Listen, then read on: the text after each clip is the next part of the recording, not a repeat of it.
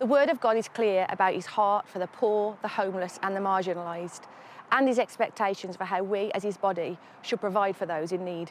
Across the 4 boroughs of the Black Country, there are various expressions of a joined-up provision of care and hospitality as the needs increase, particularly in Wolverhampton. Wolverhampton is the Black Country's only city, and as with any city, homelessness is a real issue and tackling it a genuine challenge. Yet a new partnership between different organisations in Wolverhampton is proving to be a revolutionary way of making homelessness history in the city. In January 2016, a lady died on the streets of Wolverhampton while sleeping rough. Outraged that this kind of tragedy should still be happening on our streets in the 21st century, a group of churches in Wolverhampton joined forces to set about creating the Wolverhampton Church Shelter, an emergency winter night shelter for rough sleepers in the city. 4 years later, this has evolved into a permanent night shelter, providing 20 beds a night for rough sleepers. And in a revolutionary new partnership, the church shelter is now relocating to a joint building with another homelessness organisation called Good Shepherd Ministries to provide a 24/7 homelessness hub for the city. Historically, the pathway has been a very fragmented one because you had lots of people trying to do some really good things, and they were doing some really good things.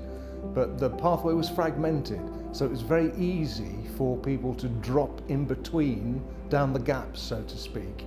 So a lot of what's been happening has been filling the gaps, joining up the dots, bringing people together so that 24/7 there's something for people to be involved with which has got that relational help around it. Without the partnerships, the pathway doesn't work, because no one agency, no one church, no one voluntary organisation are working on their own can actually provide what's needed. It is absolutely essential that the working together is a key component part of building the unified pathway.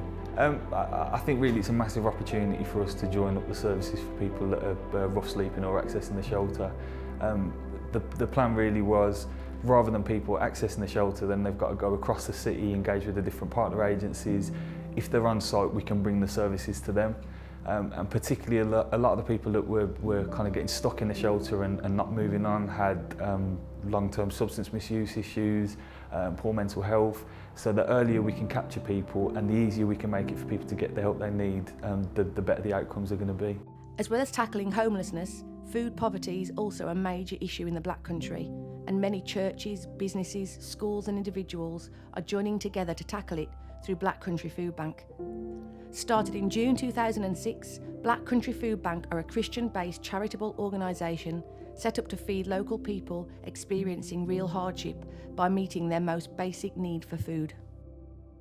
Black Country Food Bank provides emergency food and toiletry parcels to those in crisis across the 3 boroughs of Dudley, Sandwell and Walsall.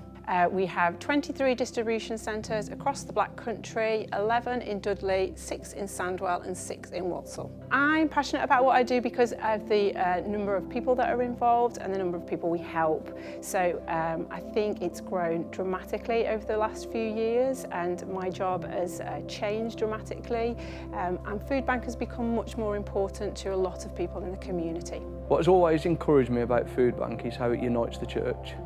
For the time I've been involved, so many churches have been involved, and it just encouraged me that really everybody wants to see people fed and just the basics, I suppose, of our Christian faith. So we're not debating prayer, we're not debating theology, we're not debating lots of different things, we're just trying to feed those that need to be fed. And so we have the Catholic Church, we have the Baptist Church, we have Church of England, we have lots of charismatic churches, and lots of people just in the community that want to come together to meet this need that is out there. None of us want this need to be there, but it is, and it's great that the church is responding. One form of hunger that is probably most upsetting is one that affects thousands of children in our region several times each year: holiday hunger. During school holidays, children from poorer families who would usually receive a free meal at school often go without because their parents simply can't afford to feed them. A group of churches in Dudley have received funding to work together in 2020 to provide holiday hunger clubs for children from some of the poorest parts of the borough. The vision is to combat holiday hunger that exists amongst children across many deprived areas of Dudley, particularly around central Dudley. So the local church are all going to work together as one, and we're going to provide holiday clubs that are fun-filled with lots of activities, and we're going to partner together with Chad, a local charity, who are going to provide lots of hot, nutritious meals for the school children. So there are a few holiday clubs planned already. They span across 2020 and 2021. The first one is going to be near the centre of Dudley, near the town centre.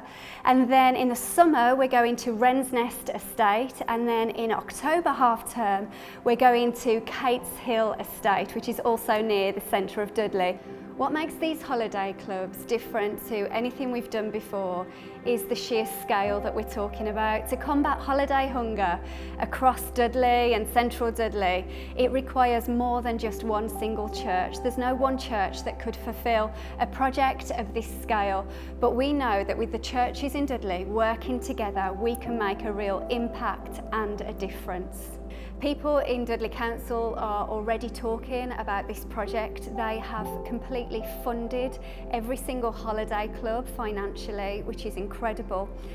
I think the biggest thing that excites me though is that when the churches come together, that they come together in unity and work together in unity. And when we work together on a project like this around poverty, you know, unity and poverty, these are two key areas that are so close to God's heart. The challenge of making homelessness history and eradicating food poverty for the children of our region is so huge now that we can only respond by taking responsibility as one church together.